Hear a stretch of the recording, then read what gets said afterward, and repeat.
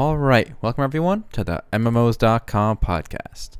Episode 184 here. I took another hiatus last week, but now everything is back to normal. Altai here, joined by Remo. All right, so how is Vegas once again? Things are much the same. I've only been gone for a week. I was in Vancouver visiting Altai and his girlfriend over there.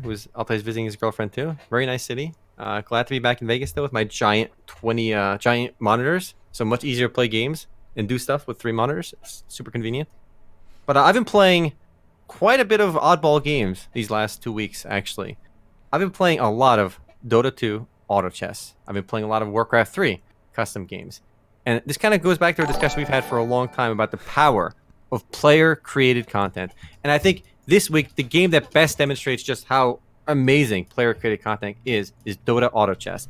We've talked about it in the past briefly, but just the numbers for Dota 2 Auto Chess are staggering. So, Alta, you want to run through those? Yes, sure. So, well, first of all, thank you for the sub, Thank you. Yeah, Dasura Wraith. So the game has over 250,000 users last night when I played, and I think you said it hit over 300 at one point. I've seen 330,000 just 2 minutes ago. Wow. I've seen 330,000 concurrent players playing Dota Auto Chess. These are not players on Dota 2. These are players on Dota 2 playing Auto Chess exclusively, not playing the regular mode. So at times, there are more players, just to put this number into context, there are more players playing Dota 2 Auto Chess than there are playing Counter-Strike Go at certain hours during the day. And sometimes there are more people playing Dota Auto Chess than playing the actual Dota 2 game. And this is just a single custom map for Dota 2. I'm sure you can show some gameplay in the background if you'd like. Okay, let me see. Let me find this. It's essentially just a tower defense style game. It's what's remarkable is it's not really anything too new. Fat and Round, thank you so much for the Twitch Prime sub. Much love. But it's basically it's an iteration of a popular tower defense style game from there's a game called Pokemon Defense back on Warcraft 3. It's very similar to that. I doubt anyone's ever heard of that who's listening to this, but it's similar to Pokemon Defense. It's similar to some other StarCraft and Warcraft 3 custom maps. But you basically just build a bunch of units and you fight off other enemy units after each wave of enemies. And there's obviously a lot of strategy involved with what units you build and whatnot. It's a little bit, it's much more complex than, what you can, just a tower defense game, because there's certain units synergize with each other, and certain teams work better than other teams, and unit placement is very important as well. But it just shows how remarkable unleashing player creativity can be. Like up until now, we've had a few big custom maps. We talked about 2 Avatar Dream Battle, I think like 4 or 5 months ago. That game peaked at like 20, 30,000 concurrent players. But to have 330,000 players playing one custom map is insane. It brings so many new players to Dota, and I don't think Valve could have ever created this on their own. Really, the only reason this succeeded was there were so many players making maps, and some maps did really well. Yeah, and it's done a great job of bringing back a lot of old friends of mine that I used to play Dota 2 with, the regular mode. I stopped playing for the past few years. A lot of them stopped playing too. But with the success of this game, has actually brought us back to the game. And it's funny, one of the loading screens you get when you launch Dota Auto Chess, it says at the top left, why don't you try regular Dota after a round of Dota Auto Chess? So it's so funny that the custom game is advertising the real game now. And this game really saved Dota. I mean, Dota was on let me go back to this Steam charts here. Dota was on a downward trend for the past like 2 years. The peak. So in February 2016, you had 700,000 people average playing. That was the average concurrent players. Then we went all the way down to about 430,000, I'd say. And since then, basically, of October last year, it's gotten back up. And I'm going to say 100% of that gain, maybe more, is Dota Auto Chess. At least that giant big jump between 475,000 to 500, that 100,000 player jump over there between like average players or so, I'm going to say it's mostly due to Auto Chess right there. There's an 89,000 jump is from just from February and January. And that's when Dota Auto Chess really started to blow up. And we've been saying for a long time that it's amazing how many of our most successful genres and games came from player-made mods. Battle Royale genre was a mod for Arma. It came from there originally, and we've seen even all the concept of a tower defense game came from mods from StarCraft 1 and Warcraft 3, and even League of Legends, Dota 2. These games all came from StarCraft 1's Aeon of Strife, which is further popularized through Dota on Warcraft 3. So it's amazing just how much comes from player modding. And 330,000 players concurrent is nothing to laugh at. This is one of the most played games in on the PC ever, and it's just a mod. It's amazing. Yeah, and I really hope Valve doesn't drop the ball here and just kind of let it fade out. I really think if they nurture this, whoever made this, they can get them on board. They can pour more resources into it, make it, a real like a standalone mode, upgrade it from just a custom game to like its own, some resources dedicated to it. And I think it's got a lot of legs. Again, it's one of the biggest games on Steam. It's like number 2 or 3 on Steam, if it was its own independent thing. So there's, just don't drop the ball. Valve has been on a decline for a while now. Artifact, right? It was a total disaster. Let's see how many players that has going on right now. Yeah, so I think they can really salvage themselves if they give this game the care it needs. And this game has actually been getting updated pretty regularly. I mean, if you look at the patch notes every time you launch the game, it gets updated very often. So they're doing a good job with the game so far. I've played it a lot myself, and it's a lot of fun. And even if you don't play Dota 2 or even like MOBAs, I do encourage you to give Dota 2 a try. Just download the game and play Dota Auto Chess. I mean, I think it's more fun lately than the regular mode, but definitely give it a try. It's free. Indeed. But actually, I mean, we've seen this implementation work really well in Minecraft. We've seen it work really well in Roblox as well. I mean, these are only like MMOs games, but there's really been no good MMORPG to implement player-created content besides one, and that was Neverwinter and Star Trek Online, which both had the Foundry system. Oh, do you remember those? I do. And do you know what happened to those? Yep, they're gone. They're gone. Deleted. They're getting killed. Yep. And it's actually really sad. I put up an article on MMOs.com talking about it, but basically what's happening with Star Trek Online and Neverwinter is But first of all, the way the Foundry system worked in these games is players could author their own player-made dungeons and adventures.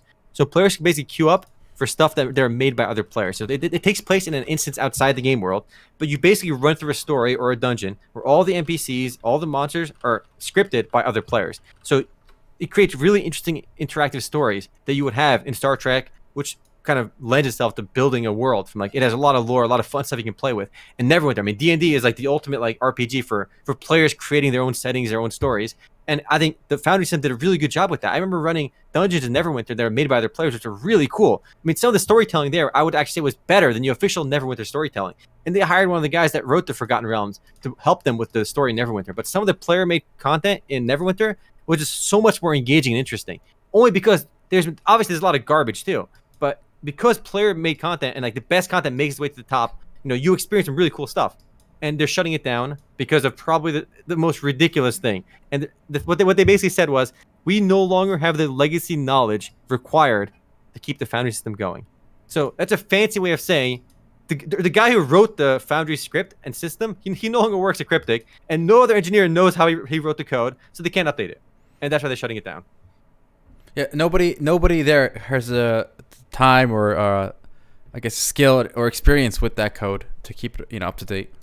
Yeah, it's I mean, people have been saying, it has not been updated for like years already. So the system as is was just kept the same. Like they didn't polish the system up or improve it much over the years at all. So basically, nobody knows what to do with it. The original author isn't there. I guess he didn't leave any notes in his code either. So it's such a weird reason to shut it down. But it's gone. It's gonna get killed. RIP Foundry, but it should be noted that Cryptic is still working on all their games. I think Star Trek is getting a new update recently. Either got one recently or one is about to drop, the Discovery one.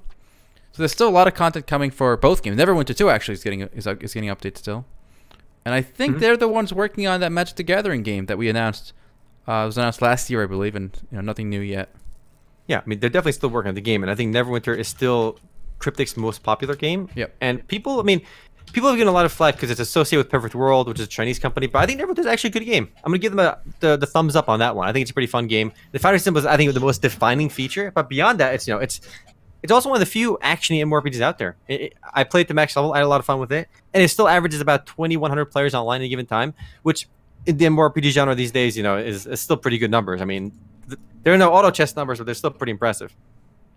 Speaking of Perfect World, they actually have a new trailer out for Perfect World Mobile in China. Have you seen this one? Ooh, I have not. All right, so it's obviously still a while to come to the West, but I think it will make its way here eventually. Perfect World's been pushing a lot of stuff, and they tried a lot of stuff in America, so I could definitely see this happening too. Let me whip this video up here. Bada bing. All right, and we can see. Yeah, we can see some gameplay here. So it's on your phone. It doesn't look great, but for a phone, I guess it looks okay. Now, here's the problem with these games too. These trailers never do it justice because you boot up the game, the experience is totally different than what you see in these really cool looking trailers. I've seen so many mobile MMORPGs look amazing in gameplay trailers. When you get in, it says, okay, you click a button, your character starts auto playing for like 5 hours. Like, that's not like a game in my eyes, but don't forget that 2/3 of your screen is going to be the UI. Of course. They always hide the UI in these trailers. Yeah, because these games look really pretty otherwise. But as soon as you put the giant UI in there and the auto playing, it gets kind of iffy. Now here's the question. So Perfect World has been shutting down a lot of their Eastern games here in the West. So they still have Cryptic's games, Champions, Neverwinter, Star Trek Online. But they only have 2 of their Eastern developed games still up. Perfect World International and Forsaken World. But at one point, I think they had like 10 games. They had J Dynasty. There was like Saga Online. Oh, there's so many, and then these all these other ones too, like Battle of the Immortals. Yeah, all that. And War of the Immortals, 2 separate games, but they were basically the same thing. Yeah, so those are all gone now. Now, do you think if they bring Perfect World Mobile here, they will shut down Perfect World International? I don't think so. I think Perfect World International is probably doing better than the other games they shut down already. I mean, if the mobile version takes off, they will. But out of curiosity, I googled J Dynasty because I remember that game is actually pretty big in China. But if you look at J Dynasty, actually, one of the first results on Google is a private server called jdynasty.online. And they're advertising right now 614 online players. Wow. Which is not bad for a single private server. This is the first they came up on Google. They may not even be the most popular of the private servers out there. So 600 players online definitely ain't nothing, ain't too shabby. Very impressive. I'm kind of surprised that there are people still playing this one. Yeah, I mean, a lot of these MMORPGs that shut down, they do really well in private servers because, I mean, the biggest complaint in a lot of these games is how pay to win they become, or other issues that the community can solve on their own by getting rid of those features, tweaking the experience rate and stuff like that. So a lot of these things can be fixed in the private server community. And in fact, a lot of like official servers don't really update that much either. I mean, if you played official Ragnarok Online, like some of the private servers for Ragnarok Online are way more has way more custom content and more updates than the official servers. So the community servers can do a lot better for some of these games than the official servers can do. That's why they thrive on private servers. Nice. All right, that's all I have for... I want to talk about Steam as well, because Steam is involved in a minor, silly controvery. I'm curious what you think about this. You've heard of it probably. The rape day nonsense. Yeah. You know what? They should remove it as soon as they spot it. And I do think overall Steam needs to do a better job of curation. I've said this before. I still think I say let it go. Who cares? What's the problem? But the rape game, the rape game? Yeah, why not? I mean, I guess legally they can have it, right? Yeah, sure, why not? But their current guidelines say if it's not outright trolling or if it's not illegal, they're not going to moderate it. Now, I do think, for example, this game is probably outright trolling, and I do think this game was an attempt by an indie game developer who probably can't make any real games, because the script in this game is a joke. If you look at the dialogue option in this game, it's written really poorly. This is not like a quality game. I mean, this guy only made a game that was offensive to get attention. He got attention. It's covered by every major gaming outlet out there, and we're talking about it right now. And he accomplished what he wanted to do. So he was like, he could have either made another shitty indie game that nobody plays, or he can make a really outrageous offensive game that gets a lot of coverage. And he went with that outrageous approach, and it worked because people are talking about it. But I think this is such a conversation to me. At least just approve it and let people that want to play it play it. What's the problem? Well, here's the problem. Steam is a business, right? Valve is a business. Yeah. And I don't understand why I have to, as the customer. Imagine like Costco, okay? Costco has good products, right? It's got a lot of products, but they're pretty good. They're all quality tested. But imagine Costco, or imagine any store. There's a store that they have every single product in the world in the shelves, but in no order, just random order. You walk in, nobody would shop there because it's a labyrinth to get all this crap in the way to find the good stuff. So Steam has become this useless labyrinth, and they just gotta. But that's not related to this game in particular. You want Steam to take an entirely different approach. But their current policy is, if a game isn't ship policy. Illegal, well, this is outright trolling, as you said. So apparently, there are a lot of hentai games already on Steam, visual novel games. But a lot of them are also like anything involving like minors are being removed instantly. Some of the lolly content I think got removed from there. But like there's already a lot of sexual content on Steam. And I think it's really weird that people do make a very big distinction between like rape and murder and like if you play GTA, you can literally mow over women and children, right, in a car. But for some reason nobody bats an eye, right? Yep. But like when the word rape is thrown around, it becomes like a grave sin, much more so in a video game than mowing down women and children in a vehicle. Like over or just with a machine gun or with grenades. I don't see why rape is worse than those other outcomes. It's just weird that our Western society has really rape is bad, obviously. So is murder. I should have to say that, right? But it's weird how much more vilified this aspect is than murder and torturing and killing children. It's just really weird that this got so much heat. Yeah, it does reflect on American culture specifically. I know a lot of foreigners, they don't want their kids going to America because their parents are like, oh no, don't go to America, you're gonna get shot, because there's this huge association with gun culture in America. But I don't see a single reason why in every game, including PUBG, Fortnite, the guns can't just be paintballs or something, or like tranquilizers. It would get rid of this violence aspect and make it more fair. But what's the problem with the violence aspect? Like, who cares? Like, people know they're playing a video game. This isn't like they're not confusing reality with the video game. They're shooting people in the game. They realize that, and it doesn't. I think it desensitizes people. It's a whole other. Like, for example, let's say porn desensitizes people to things. Like if you continuously watch hardcore porn, they're doing all these crazy maneuvers that you can't like do in real life like easily because you're fat. Okay, like, and you get tired. Yeah, and it makes real sex less. And this is true for everything, right? So I think there really is a, like, for example, do your neurons know you're playing a game versus shooting people in real life? I don't think they. Hold on. No, you're making this weird abstract claim there, but this idea of violence and aggression by people playing video games has been studied so much because of Grand Theft Auto. Like, this Grand Theft Auto brought this like the mainstream discussion. There's been countless studies on this. I don't think there's been any kind of correlation. Well, no, the claim I'm not making is not that playing a violent game makes you violent. I'm just saying playing a violent game makes it so that if you are forced to do a violent act, you kind of won't be like shocked about it. You know what I'm saying? Imagine you play a game where you like slit throats for 100 hours, okay? Okay. And in VR, it looks all realistic, okay? I'm not saying you're going to go outside and slit a throat, but imagine someone points a gun at you and says, you must slit this throat, or I'm going to shoot your kids. I'm going to shoot your family. You will slit the throat, and afterwards, one guy might be shaking and like going crazy because like but you'd be like, that sucks. No, that's a bullshit. That's my claim. That's my claim. No, that's a bullshit claim. I think both people would be fucking shaking and shook after an encounter like that. And movies and stuff too. You've watched a lot of violent movies. You watch, it doesn't make you like be okay with violence. It makes you. No, again, I'm not claiming you're okay with violence. I'm saying if you find, I mean, think about it this way. Do you believe in flight simulators? You know, they train pilots in these pods where they have to, okay, and guess what? It makes you better at flying the plane. Yes, and if you have military sim, it can make you better at shooting and aiming. Yeah. Yes, 100%. So if you decide that, but the thing is, getting better at aiming and shooting does not turn you into a violent killer. If I play a game that trains me at shooting, hold on. I need you to stop. Saying I'm saying that. I'm not saying you are a violent killer. That's not what I'm saying. Okay. You're saying it would make me easier to slit someone's throat if I slit someone's throat in a video game. It would make the aftermath.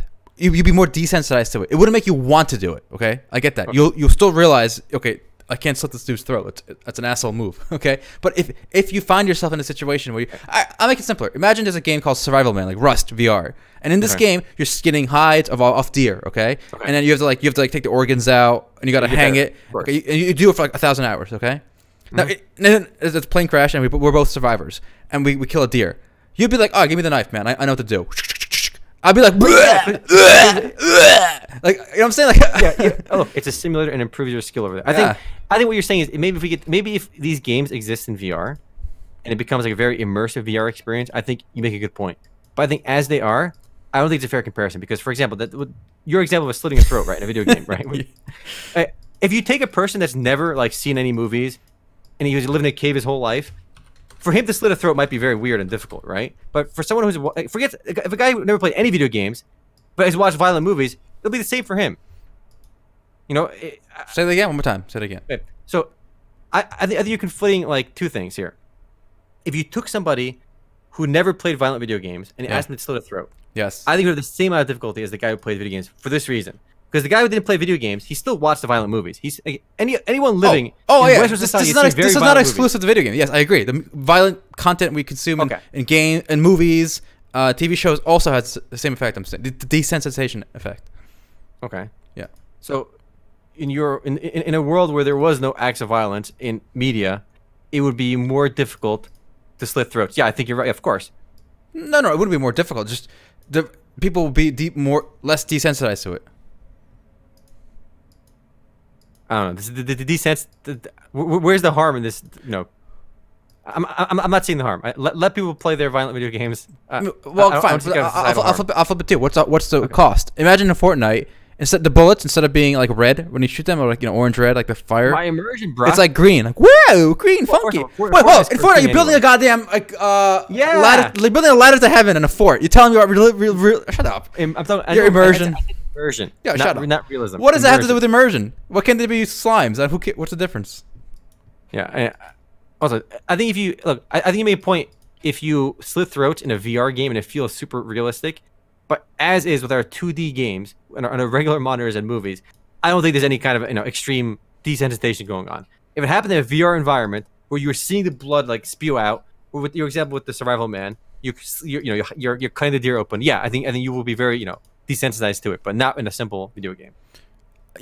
I mean, I think we're just talking about degrees now, and I gave extreme examples to highlight the degrees. But I do think yes, playing games will desensitize you to the actual experience being simulated. But that's true for violent games. That's true for every kind of game, like jumping. Like if I don't know, if you're playing Rust, it's gonna make it so if you're in the wilderness, you're gonna be slightly less freaked out than the guy who's never played a Rust game.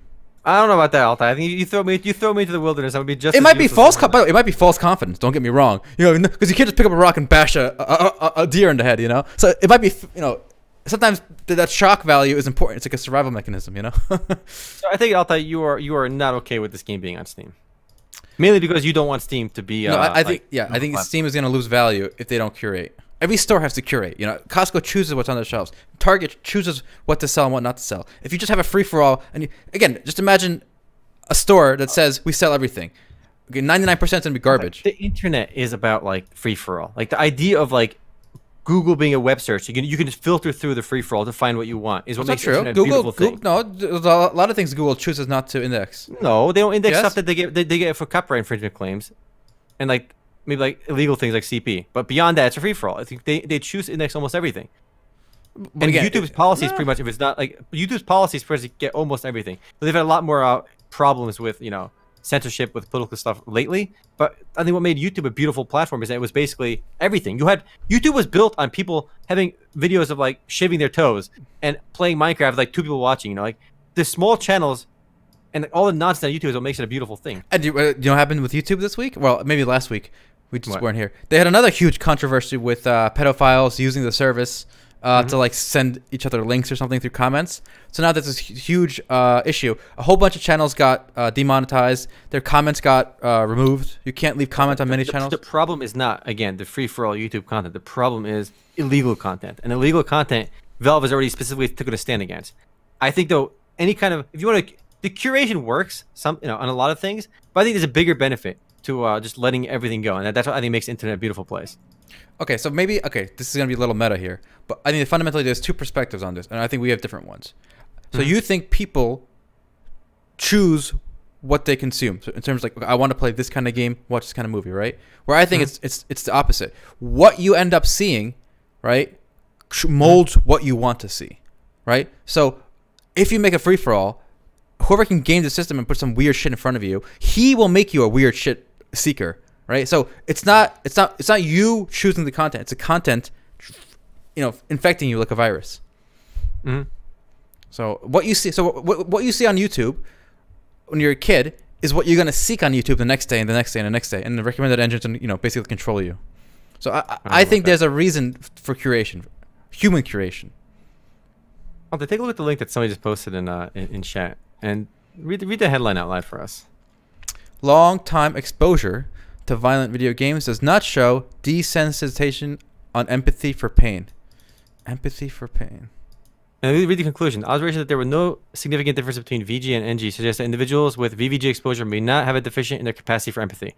There's empathy for pain between individuals with VVG experiences and non-VVG, VVG very violent games or something. Experience indicated that the desensitization effect of violent video games is not significant. What, so what, did they hurt somebody and then see if this guy feels bad for him? Again, that's not really the claim I was making. Just read the abstract and the conclusion to get it. I mean, you can see the process in the... Look at those painful pictures. Okay, so pain refers to the perception and those painful pictures of others' I played a lot of violent video games. And okay, this is not... I am reacting to that guy cutting his hand while that kid comes. Yeah, hold up. Yeah, this isn't what I was saying though. Okay, this is if you watch somebody else like get in pain, you're gonna like whoa, that guy's in pain. Like that's obviously true. So what were you saying then? Okay. If you were forced to do it, you'd be more okay with it. But that seems like very difficult to measure. Not really. You can measure. Like, by the way, I'm sure they do this. Like, imagine like you're afraid of spiders, right? And you play a game with like spiders in it. You'll freak out the first few times, right? But then slowly you'll be like, okay, it's not real. I'm safe. It's a game. Like the spider's not real, and you get used to the spider. Like, I mean, the fact that we use this for Flight Simulator is kind of, you know, proves my point. I don't know. I'm going with this peer review study over here. No, this peer review is trying to test that will people who play violent games not be able to tell that other people are in pain, which isn't what I said. Are there any? I mean, maybe perhaps for the post game, or maybe bring it up next week. Find something that kind of like follows up with this. If there's anything out there. All right, I'll try it. Please somebody comment too. I'm fine with video game spiders, but I am not fine with IRL spiders, and never will be. Well, you say never will be, but they have psychological procedures for this, where they try. I don't know what the terms are, but exposure therapy, I believe it's called, right? So they'll start with maybe a spider, you know, behind a cage, right, or whatever, and then it's slowly build up to it. It's same with the social situation. Eventually, the spider will be all over you. Eventually you will want the spiders on you. That's the end goal for the therapy. You will swoop in the spiders. Yeah, there you go. Never spiders. Yeah, I'm not a fan of spiders either. What's pretty funny is actually, like, I remember Altai's girlfriend was in Vegas staying with us, and like she's like, spider. She points at it like, Aaron, go kill it, and like, Rebo, go kill it. I'm like, no, I'm not. I'm gonna stay away. So both Aaron's girlfriend and me were like, just staying away from the spider, and we let Aaron kill it because I was too pussy to go kill the spider too. It was even funnier. We had a cockroach one time, and Omar literally is like, I'm going for a walk, and he left. he abandoned the building. I abandoned the castle. Altai can take care of it. All right. When I'm back, that shit better be dead. I'm still a bit of a pussy when it comes to bugs. Not a fan, boys. Not a fan. Yeah, I don't know. I mean, I'm not a fan, but like I don't like them on me, but it's not like a big deal. Altai, I've killed so many spiders in MMORPGs. All right. Ooh, you have no idea. I'm talking the big ones too. All right. We're talking the Black Widows. You got a guilty conscience. That's why. See, you're afraid they're gonna get back at you for what you did to their virtual kin. So no amount of training Altai in video games is prepping me for the IRL spiders. All right. I don't know. I think people are pretty good at distinguishing reality from games, but I understand your point too, obviously. But I still don't see the problem. I'll look into it. I'll look into it a little. I'm still strong. I mean, curation works wonders. I agree. Like stuff like with Netflix, for example. I think presenting you stuff like in your face with your like, even YouTube curates as well, like what shows up in your recommended feed, what's in front of you. Netflix does a really good job with it too. But I think a platform that has more choice is always going to be better than a platform with less choice. I mean, I don't think so. Are there any? Is there any like? Can you present me with? Like, imagine like there was a search engine like Google, and a competitor came out where the competitor has only 5% of the content that Google has. It indexes only 5% of the content. Okay. Right? And Google includes everything plus that 5%. Like, no, I think any amount of curation is really gonna like improve the results that much. I think Google. No, I think it's so. Again, I'll go to Costco. I read. So there's something that's real. You can Google this. It's called the burden of choice. Yeah. So the chief merchant for Costco, they only stock one ketchup at Costco, right? Whereas your average supermarket has like 10 or more. And actually, Costco is very large, but the number of unique items they have is actually 10% or less of what an average supermarket has. And they said they did the study. If you're walking through an aisle, right, and there's like 50 kinds of freaking ketchup, you kind of stop, you look, and then you just choose nothing. You're like, whatever, I'll come back. But if there's one ketchup, you say, oh, I need ketchup. You take the ketchup and you buy it.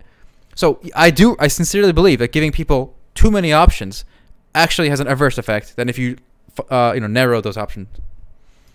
I don't know. I feel like if you like imagine your they took your approach, right? Let's say Blizzard took Altai's approach for curation, and every time a custom map was created for StarCraft 1 or Warcraft 3, they would approve it or deny it. You'd have a lot of games that just never got approved. Stuff like Angel Arena, these really weird, wonky, stupid ass games. I don't think they would get. I don't think those wouldn't be approved. Like, you're risking losing some of like the amazing content that other people make if you have this curation process where you're proving it, and you know, like they said, like even like maybe not an example, but like I know, for example, Stranger Things was denied by like 3 major networks before Netflix picked it up, right? Yeah, and that was a very big hit, right? People enjoyed that a lot. You know, in a world where if we had a system where you did upload it like on YouTube or something, and they can monetize it some other way where there's no approval process, you wouldn't miss out on any kind of gems like that. Okay. It's not a good example. Yeah, it's not good. Imagine Netflix is like YouTube. You can upload videos, and every time you click refresh F5, what the 10 videos recommended or just random from everything that's been uploaded, it'd be garbage. Like, even YouTube filters. Netflix would be exactly the way it is today if they had a YouTube like upload system. Like everything in Netflix today with the curation will be the exact same, and they could have a section for user content, and from there they can curate separately on the user content, and it'll let you search through everything. You can still you can have the curation they have today. I'm totally for competition between curators, right? So for the Epic Store is out now. There's Discord is trying to make a store. So I think competition between curators will keep them from missing. We won't miss out on things like Stranger Things, because if one rejects it, another will take it. Yeah. So again, my issue is I think Steam's decision to be a free for all is what is going to leave the door, is going to force the door open and allow other competitors to come in. It's going to hurt them long term. That's my guess on this. And I guess but you have to accept the fact Steam does do curation though. You know that, right? They still have the games that you see in your recommended, the games you see on the Steam homepage. That's all curated. You can do curation with a free for all as well. The shit games are never going to show up on the front page of the Steam store because they're shit games. You know, like we still have a process for that. There's a reason why random YouTube videos of a guy clipping his toenails don't show up like on your feed. You know. Okay, but I think a lot of all the platforms are having this problem now. Whether it's Facebook, Twitter, YouTube, where okay, here's a good metaphor. You guys ready? Oof, big brain metaphor. Big brain metaphor coming. Incoming. The tail is wagging the dog. So you have this shitty game called Rape Day or whatever, right? It's a total joke. It's a joke game. And yet, everyone realizes that. And yet, Steam is getting bad press for it. Okay, Steam could live, right? But now look at YouTube. So much great stuff on YouTube. It's a business opportunity, entertainment opportunity. It's a huge global force, right? For good. But because you have a few weird things going on, like these weird finger family videos and stuff, it's kind of, that becomes the narrative. So now every day New York Times, which old people read, and they're in power, you know, they're in Congress and stuff, all they're seeing is, you know, YouTube equal pedophilia. That's what they're seeing. That is and Facebook equal Russian conspiracy destroying democracy. Facebook equal death democracy. Like that becomes a narrative because they're allowing a few bad actors to just ruin it for everyone. And it's so easy for them to just say, okay, we're not going to allow, if you have rape in the title, no mas. Not allowed. It's a simple filter. You're ignoring the benefit they have from having their free-for-all too. Like I said, because of their free-for-all, YouTube is what it is today. You know, without letting people upload, like I'm sure some of the biggest channels on YouTube started uploading absolute shit tier content, and they've gotten better over time. You know, and if they were never able to get out there with their shit tier content, they never would have done anything in the first place. Yes, the bad apples are there, but the problem shouldn't be, okay, because we have bad apples, we should just eliminate all of these instead of just getting rid of the bad apples. No, but I didn't say eliminate all of these. I said they have to curate. They have to choose what to stock on the shelves. And you could have thousands of items on a shelf. You know, like I said, like I'm not saying Steam has to have like 5 games and that's it. You know, you can have thousands and thousands of games. You won't miss anything. You know. Yeah. Well, I'm all for the YouTube system. I don't know.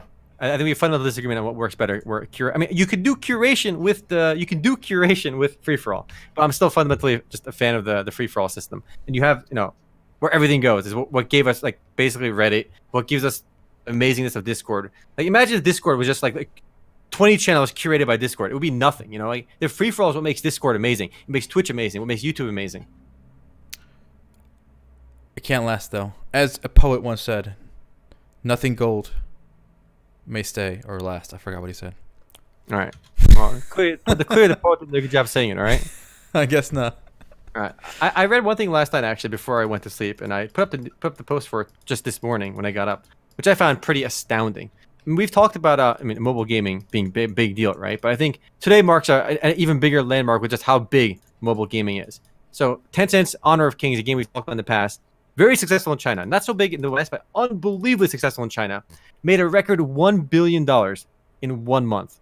Oh my, so in the month of February, a short month, by the way, it made about $1 billion, according to Japanese investment bank Nomura, which says they made about 7 billion Chinese yuan, which is a little bit more than $1 billion US, actually. But just to give you some context on that $1 billion figure, I mean, League of Legends, in their most successful year ever, was 2017, and they made about $2.1 billion all year. So this game, in 1 month, made $1 billion US. and that was because they did a pre-big expansion as well. Damn, that is mind-blowing. Yeah. Again, for more context, on an average month before the expansion, just, you know, without any big updates, they were doing about $300 million US a month. So even their average month is pretty good. $300 million ain't no chump change. But in 1 month to make $1 billion is insane. So this already makes like over $3.6 billion a year. This is probably the single most successful like video game in the world. I don't. We don't have any kind of figures for Fortnite though. I know Epic Games released that they made $3 billion in profit last year. But the problem with that figure is, I mean, Epic Games powers countless, games. They get a piece of revenue for every game that is built on Epic. They never broke down how much money Fortnite itself makes. So it's hard to compare Fortnite to Arena of Valor or Honor of Kings. But I think this Chinese game probably makes more money. And okay, so we've said this before in the podcast, but League of Legends Riot Games was initially approached by Tencent to make a mobile version of League. So this could have been an American based studio, Riot Games, making mobile League, right? But they rejected the idea, so Tencent just did it themselves, and that's why it looks so much like League. Because the initial thought was to make a mobile League. So it's amazing to think how much money Riot left on the table. And it's some people saying it's a pretty shit game. I've played a lot of shit MOBAs, a lot of shit mobile games as well. I would say Arena of Valor is definitely one of the more polished ones. I mean, I think people saying it's shit really haven't really. I mean, I think it's actually a really well made game.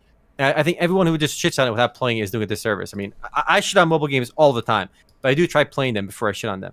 And this game just kind of exudes quality. I think it's a top tier mobile game, and it just plays really smoothly. Yeah, I think it's a really good game. The Western version is playable, Arena of Valor. Though most of this money, as I said, is made from China. The game is an unbelievable hit there, but it is playable in the West. I mean, the biggest competition in the West for this game is Vainglory is doing much better in the West than this game right now. I wonder, is the Western version of this up to date? Like, do we also have the expansion? Because I would, if we, I'm gonna re-download this on my phone just to see what's going on in this game. That's a good idea. I'm not sure when I doubt they're equally updated. I mean, imagine the Chinese one is way further ahead. But this expansion launched in January in China, so probably not out yet here, but it'll probably be coming out soon. It's probably the biggest update for the game since its 2015 release. But $1 billion, boys. Oof, that's a lot of money. That's a lot of moolah. Oof. Again, the biggest PC game of all time only made $2 billion all year. So this game is absolutely crazy. Can we take a moment to appreciate China's best phone company, Huawei? Always. They've been in the news a lot all the time. All right, so this song came out, and I thought it was pretty funny. And I'm gonna paste the lyrics in here, boys, while I play this.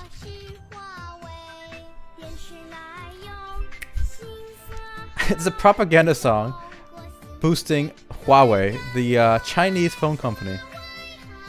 The lyrics are even better. You should tell us the lyrics. What these young girls are singing. All right, let me post this in chat.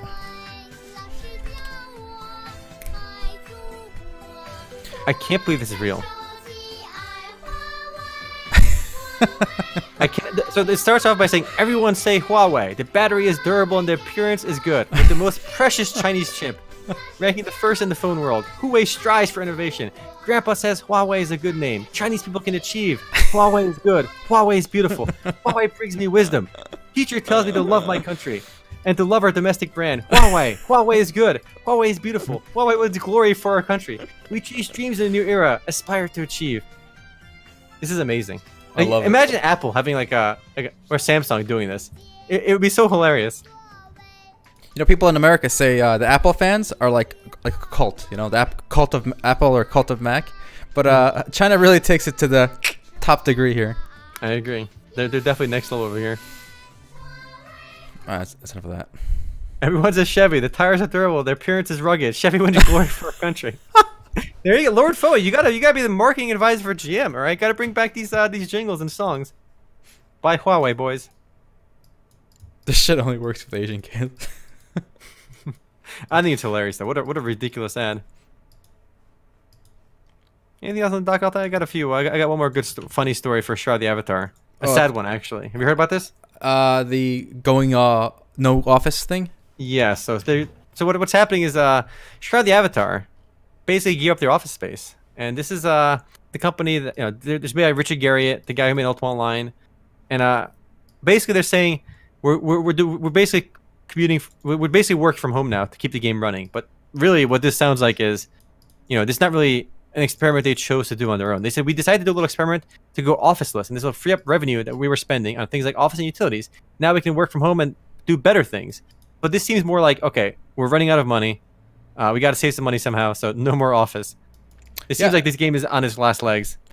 I think it's gonna go for a while. From what I read, so they're gonna save 8 to 10,000 a month, and they're gonna use that for advertising. That was their claim, and they said the rent in Austin, which is where they're based, more than doubled since they signed the lease. When I guess, wow, yeah, so 5 or whatever years ago, I don't know. So, and honestly, if anything, I feel like this kind of company can go officeless, right? Because if everyone has a computer at home, why do you need the office for? I guess, but it just seems like anytime your company's like, okay, we're gonna cut the office expense by literally not paying our rent, and it just doesn't seem like a good sign for a game. No, I do want to say I do like Shroud the Avatar as a game much more. Like at least they tried to do a lot different than like your average Korean or Chinese MMORPG. You know, it was a sandbox game. It was a skill-based program. It did a lot different, but it just lacked the polish, I think, to really catch on. Hopefully, maybe the advertising campaign will work for them, but I am not hopeful. I wonder. I gotta look into this after the podcast. What version of Unity is the current build running? Because it is built on Unity, I believe, and I don't. It just doesn't. I mean, I know Unity has, has a lot of Rust is on Unity, and I feel like even Rust, the UI is never the strong suit of Rust, right? Correct me if I'm wrong. When you played Rust, but same with the Shroud of the Avatar. I just didn't like the UI, to be honest. Well, the UI in Rust was pretty clean. What's the problem? Really? With it? I just never liked it. It was just. Actually, I think I would argue that Rust had the best UI of any of the survival games. I mean, I've tried playing Ark, I've tried playing Atlas. It's just a hot mess. The beauty of Rust is just how streamlined and simplified it is. Where when you build things and you go through your UI to build things, it's very straightforward. In fact, if you've never played before, you can figure it out pretty easily. Whereas if you've never played before and you try playing Ark, it's a hot mess of a UI. I hate the UI in other survival games. I mean, I hated it in Rust as well. I guess I hated it even more in other ones. Actually, someone mentioned we should talk about Dissidia. And before we get to that, actually, we should talk about Kurtzpel, a game that just did their closed beta test, I think last week?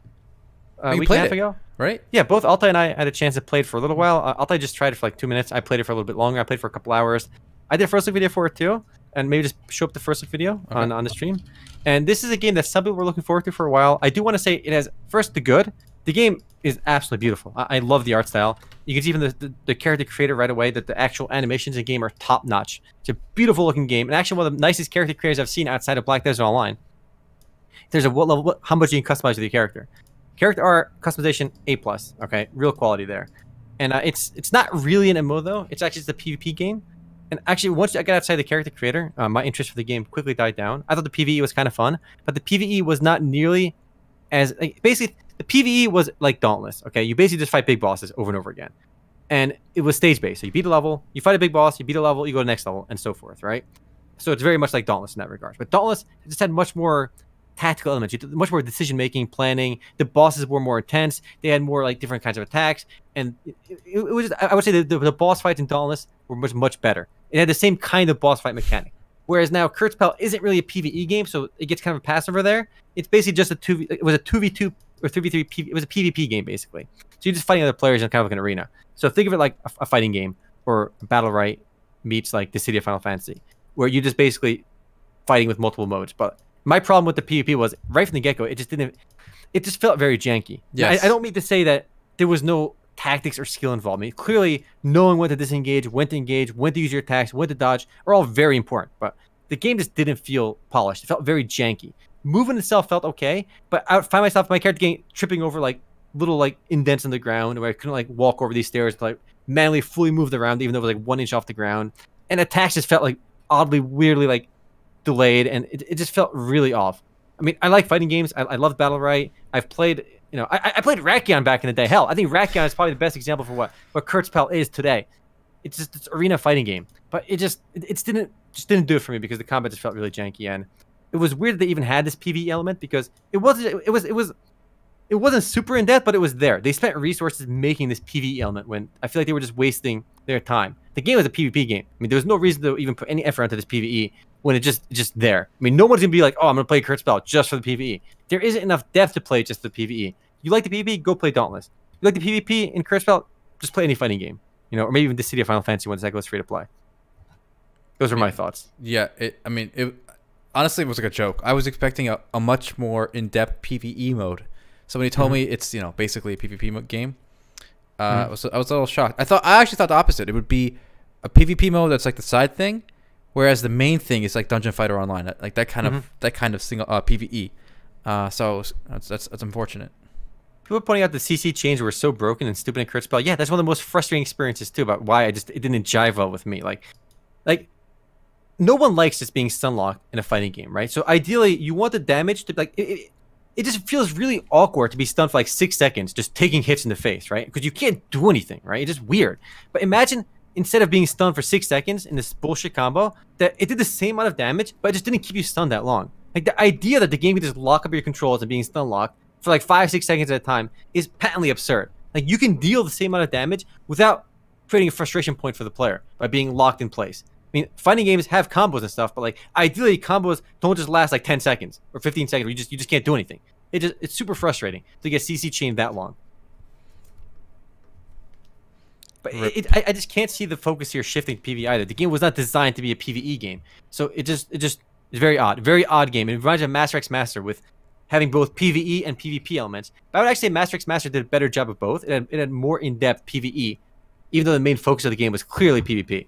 So the PvE concept, I would say, is fun. Fighting those bosses in Kurtzpel is pretty fun. I actually died in like the second boss like twice before I killed it, and it wasn't a game over because you can die like 3 times. You have like 2 lives or something, right? So I didn't actually game over on it, but I actually died in the second boss, which is something you don't find in most games. So the difficulty was kind of interesting. Learning the fights was interesting, but again, I'd much rather play Dauntless or Monster Hunter World. You have the same kind of experience, but with just more to do.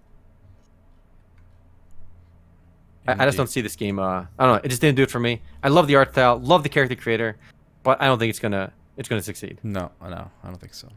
Yeah, but check out my first look video if you're interested, though. But actually, the game it probably most resembled was Dissidia Final Fantasy. I'll tell you, that game is going free to play. Do you know anything about Dissidia Final Fantasy? I do not. In fact, I thought it was a mobile game. All right, well, there you go. It's not a mobile game. All right. So what is this? Let's find out. It sounds like a mobile game. Dissidia Final Fantasy NT. All right, let's see. So basically, it's a 3v3 arena brawler game. So actually, it's basically honestly best example. Just look at it's Kurtzpel, where you're fighting in an arena instead of 2v2. It's 3v3. You pick characters across various Final Fantasy games. You're not limited to any one franchise. You can play like characters in Final Fantasy 14, Final Fantasy 7. So all bunch of popular Final Fantasy characters. You know, just brawling it out in like almost like Battle Royale style arena. Like it's basically a 3v3 fighting game is what Dissidia is, and it's going to be free to play on March 12th, both on PS4 and Steam. I mean, the game was previously a buy-to-play title, and being free to play, there's a rotation of free characters, but you can individually buy each character permanently if you want with microtransactions. But it's a cross-platform, cross-play compatible with the paid version. Oh wow! So anyone can play it. So I'm actually happy to give it a try. It's a game I've actually heard of, but I've never played. I've seen like maybe 1 or 2 gameplay videos when the first Dissidia game was announced, but I've never played it. Though it did look kind of cool. When did this come out? Let me Google this. I think Dissidia NT came out, I think, a little over a year ago. Huh. But it's not the first Dissidia game. Oh. It's got some really wonky UI though. If you look at the gameplay video in the article I linked to you, it definitely looks odd. And doesn't it looks like it's trying to do the same thing if Kurtzpel did? Yes, it does. And I kind of worry that it won't feel fluid. But again, I can't know until I try it. Mm-hmm. I mean, yeah, it's definitely interesting. It looks like a mobile game port to PC. Yes, Lord. Nice. Yeah, that's what it looks like. That's what it looks like to me too. Mm-hmm. So Smash Bros. Of Square. I mean, Legacy, it seems a little not quite Smash Bros. S, but actually, I mean, not a bad comparison because you have all the characters in multiple, all the Final Fantasy games, and there's quite a bit of characters to pull from over there. So I guess that's a fair comparison, kind of like Smash Brothers. So, but I think, yeah, go ahead. It was initially an arcade game in Japan back in 2015. Mm-hmm. I remember seeing the arcade game in California when I was in California. Wow. Arcade, and I've seen it. I mean, all these Japanese machines. I remember seeing this there. It looks really pretty though. Like it looks beautiful. It's coming out in March 12th. So so free to play. That's next week. We should try it after the podcast or before. All right, sounds good. All right, we'll see. We'll see who's stronger, Cloud or Sephiroth. All right. I mean, it depends on who's playing them. Unfortunately, probably the most obscure character will be the best if you play it well. It looks really pretty though. I'm looking forward to giving it a try. I can play Yustola and some other Final Fantasy 14 waifus. All right, I have an interesting Apex Legends stat. I don't know if you've seen this yet. All right. So here we go. Sure. So fewer than half of Apex Legends players have ever revived a single teammate. No. Yeah. What? And I think about it, right? So I usually play with a group of 3. But the few times I played solo, nobody's rezzed me, and I've rezzed nobody. So I can believe it. That's terrible. I don't really organize where I'm going with my, if I'm playing with 2 randos, I just kind of do my own thing. That's pretty crazy. Because when I play, at least with my friends, I prioritize rezzing all the time. In fact, some of my friends don't always prioritize rezzing. I get kind of frustrated because rezzing teammates is probably the most important thing you can do in Apex Legends. Just having another body up in the air, and they get picked up in like 3 seconds anyway, so it's not like a big commitment. Like, you have to res people if you want to win games. Yeah, so it's really. But here's the thing: you're playing with your friends, right? So you're rezzing them. Yeah, of course. But if you were playing with puppies, I don't think. I think I would still res. I would still. I don't know. I mean, I wouldn't prioritize it the way I do when I play with my friends, but I still would feel like, okay, like if I see a good opportunity to rest somebody, I'm gonna do that instead of fighting. Like, if a guy is a mile away from me, why am I trading blows with him when I can be resting my teammate? It makes no sense. Yeah, it's clever how they figured this out. So apparently, the number of trophies or the percent of people with trophies is public on PlayStation, right? So only 49.5% of players have this one trophy that you get by rezzing one person once. That's actually amazing. Yeah. I'm kind of curious, like, what percent of players have ever won a game? That's a good question. I feel like it obviously a little easy. I mean, if you play solo, like in PUBG or Fortnite, the number might be lower. I'm curious what number could be in Apex Legends because it is 3 players. But I don't think they don't share any kind of stats like that, so we won't know. It's winning. I mean, yeah, it's an example. It's definitely highly random to a degree, but you've seen players like I have a friend who plays Apex Legends. His win ratio well over 100 games is over 30%. So having one player win over 30%, and he's no kind of pro. I mean, if you watch probably people like Shroud play the game, I mean, some people get like 30 kills. That one guy got like Mendo got like 36 kills in one game or 33 or whatever it was. I mean, players like that can win like 40% of games or higher because they're so much better than everybody else. I've been having a lot of fun with Apex Legends, though. I mean, I think they announced 50 million players today too, which is pretty crazy. That's right. But that's not concurrent, right? It's just total. No. But the last time we got a concurrent figure was, I think, a week or 2 weeks ago, where they announced 2.5 million concurrent players with 25 million players. So if we extrapolate that to 50 million players, their concurrent player base is around 5 million. If we follow the same logic, I feel like they would have announced it if it was 5 million. Yeah. So let's say it's still like, let's say 3 or 4, or maybe 3 point something. Yeah. So the game is still doing incredibly well. I mean, this came out of nowhere, and it's absolutely booming. And I mean, a ton of my friends are still playing. Well, I have one other funny story about Apex Legends this week. So apparently somebody 11 months ago on Reddit leaked the game. So they posted this called an R Titanfall, saying alleged minimap for rumored Titanfall battle royale game, and nobody believed him. They thought he was just making it up, trolling. So he got downvoted. But obviously after the game came out, it turns out he was right. Wow. 11 months ago, nobody believed them, boys. Yeah. It looks real, though. I mean, you can see the names of the locations. Yep. They match the locations in games. So somebody actually did leak it. And ain't nobody buying it. I mean, Lord Foe, it's amazing. I mean, if you have a really good game, I mean, you can do well without advertising. I mean, I think like places like Costco, for example, one of the most successful retailers in America, they don't really advertise. So having a really good product is probably the most important part. Indeed. Fortnite has been out of the news lately because they've been kind of overshadowed to a degree by Apex. I mean, obviously Fortnite has a bigger player base right now, but everyone's talking about the up-and-comer. All right, here's a fun little story. So before we played League, Omar, or before you played League and I played Dota 2, we both played Heroes of Newerth. And that game is still going, apparently. In fact, they're getting their very last patch, so it's not going to be going... Their last patch? They're shutting down? They're not shutting. They're going to maintenance mode, so no more patches after... That's so sad, actually. Yep. We played this game a lot. I played a lot of Heroes of Newerth, and I loved this game. But the problem was both League and Dota just kind of offered... Like, this was like the Dota 1.5. Before Dota 2 came out, Heroes of Newerth was amazing. Heroes of Newerth just copied all the Dota heroes and added a couple of their own. So this was like the game to play because it was Dota with Reconnect features. And it was just awesome. But once Dota 2 came out, it kind of marked the end for the slow death of the game. It was actually much faster paced than both League or Dota 2. From what if you go back and play it now, it seems so quick. It's like 1.5 speed. Rip Heroes of Newerth though. They're going on maintenance months. That's so sad. I knew this game was somewhat big in Southeast Asia. I know the player base in the West has declined significantly, but I thought it was always kind of holding on. in Southeast Asia. I mean, the guys behind this game too. The guys who made this S2 Games, they're kind of dead. You know, S2 Games. Yeah, they sold this. They don't own this anymore. Yeah, I know. They sold Han, and they started working on the other mobile, which is available on Steam right now. Do you remember what's it called again?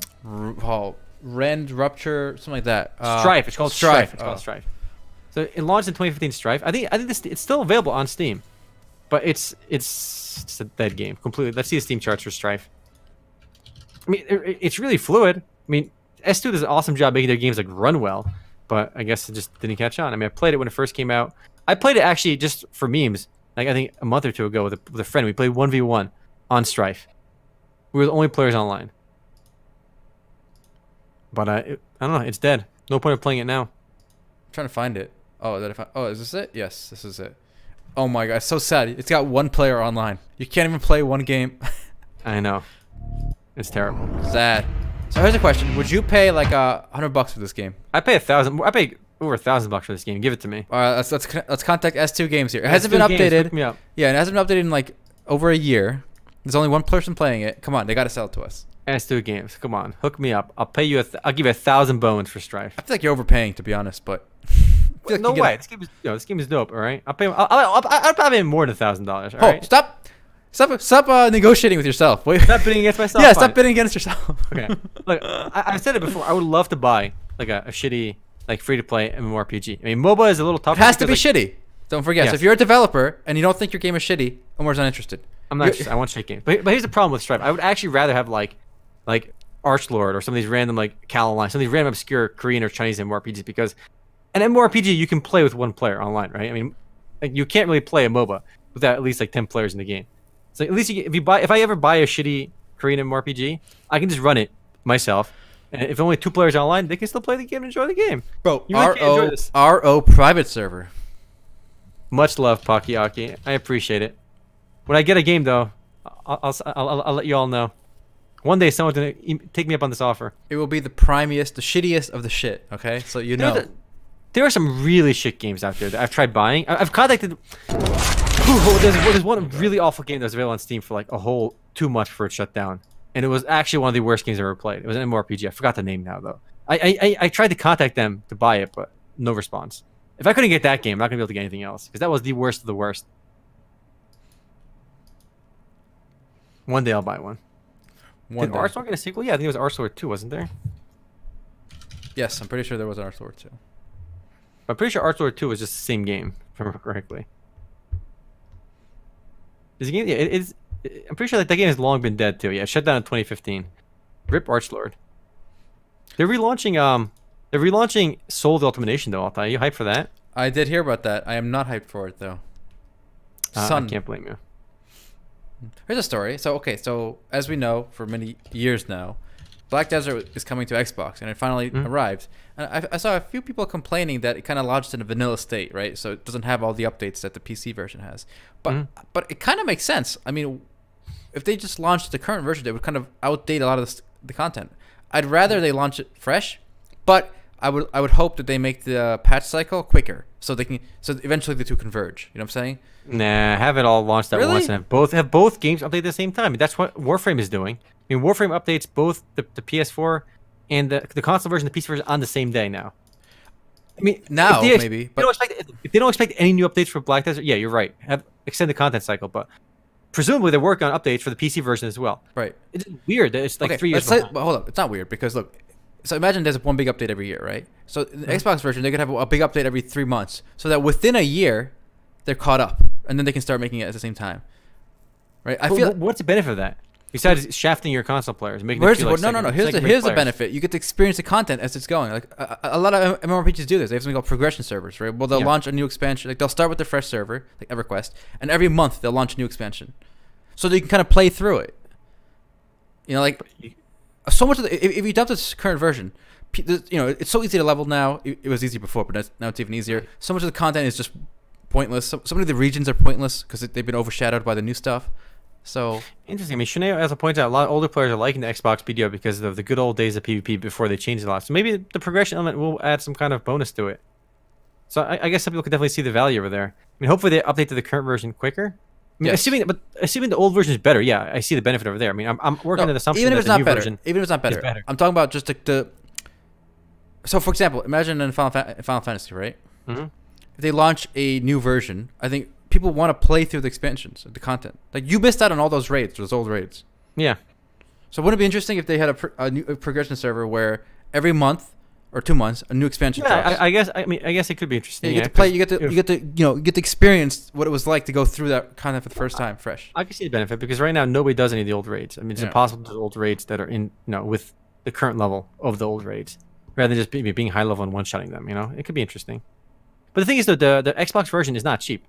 It's like what, $30-$40 or something, whereas the PC version is like $5, or basically free now. So you remember, you're paying for the Xbox version costs significantly more money than the PC version.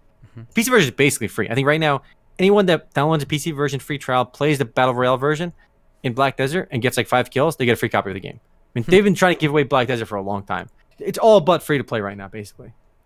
When WoW Vanilla comes out, the official one, I'm more excited to play it, at least for a month or two to get to max level, because I want to be there. I bet your server's going to be so full, right? Like, if I wanted to, I could play Vanilla WoW today on a private server, where I'm just a random level 1 player and everyone's level 60. But I don't want that. I want to experience. I want to go through it with everyone for the first month. I see the benefit over there. Makes sense. Yeah, I don't want to deprive the Xbox players of that experience of just going through it fresh. Makes sense. Indeed. Well, I'm curious to see how it's going to do. It's available right now. There's no kind of numbers out there right now, but we'll see if they release any kind of stats in the near future. All right. Anything else? You got anything else to cover? I think we covered the big stuff.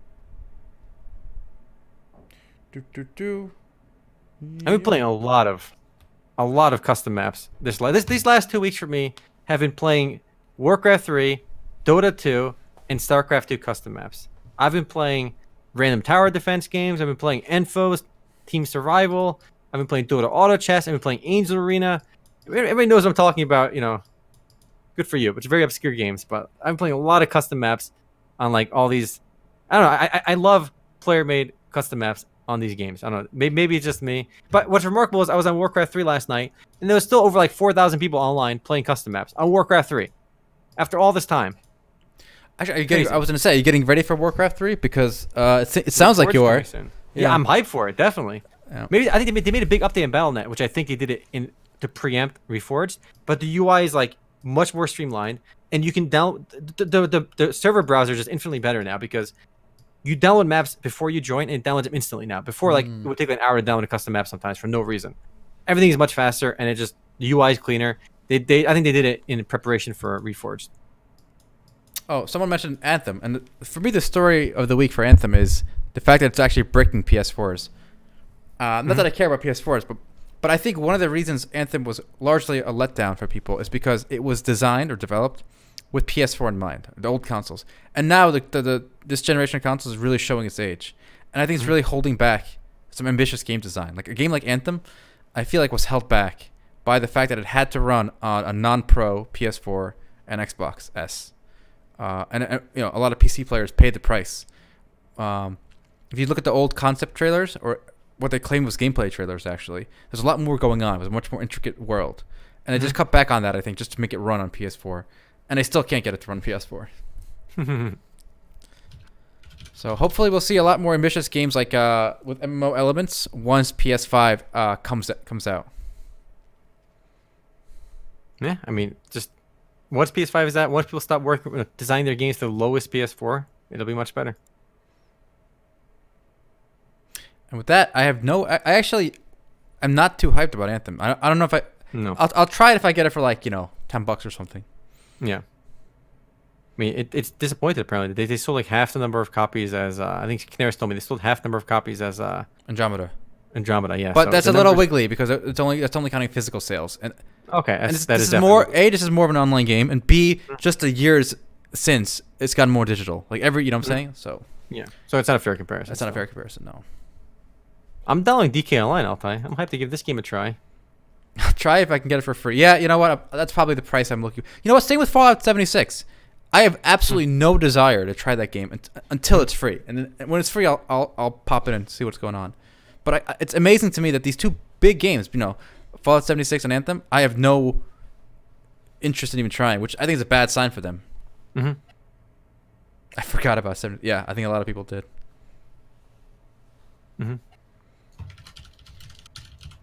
PlayStation pay for the brick PS4? Well, Sony is doing refunds for, I think, Anthem. That's an issue. Fallout 76 is not dead yet? No. Apparently they have a roadmap but for the whole year, but who knows? Not as dead as Plus Online. All right. All right, post-game time? Yeah, post-game time. All right, post-game time. All right, thanks for watching for YouTube. I want to talk about DK Online in the post-game, boys. I want to talk about some Donkey Kong Online. All right. Well, you can do that in just a moment.